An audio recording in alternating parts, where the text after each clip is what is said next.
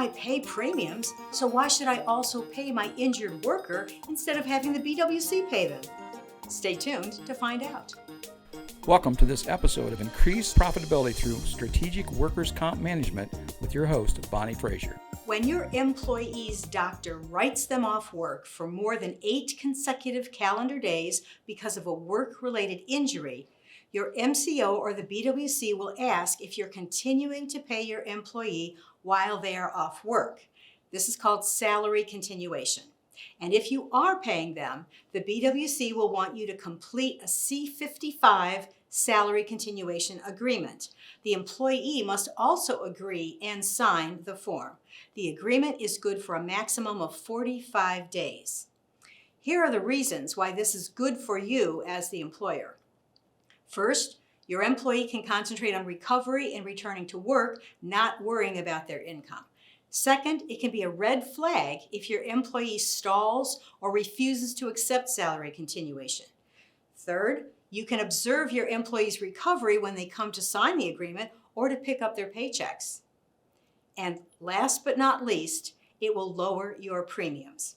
You see, your experience modifier, the EM, is a ratio between the size of your payroll and the claim costs. The claim costs include medical costs paid to the providers and compensation paid to the injured worker.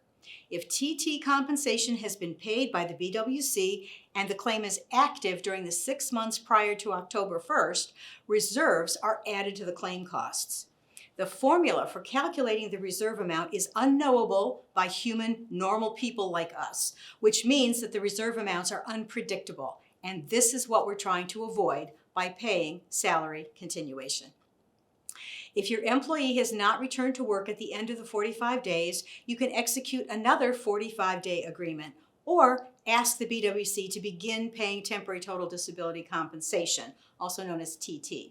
Your TPA should be able to project whether the claim has already reached the maximum value due to the medical costs, and if it will continue to be at the max val the next couple of policy years, because the max val can change from year to year. Once the claim is at the maximum value due to medical costs, paying salary continuation will probably not improve your premiums. Here are your takeaways. 1, you and your employee must sign the salary continuation agreement. 2, each agreement lasts no more than 45 days. 3, a good independent TPA, like ActuComp, can advise you whether paying salary continuation will benefit your premium rates. And 4, for an easy-to-understand chart about which player does what, BWC versus MCO versus TPA, go to actucomp-ohio.com and request the chart.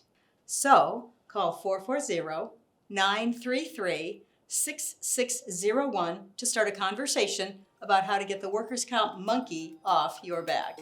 Thanks for watching Increased Profitability Through Strategic Workers' Comp Management with Bonnie Frazier. For more information, visit actucomp-ohio.com.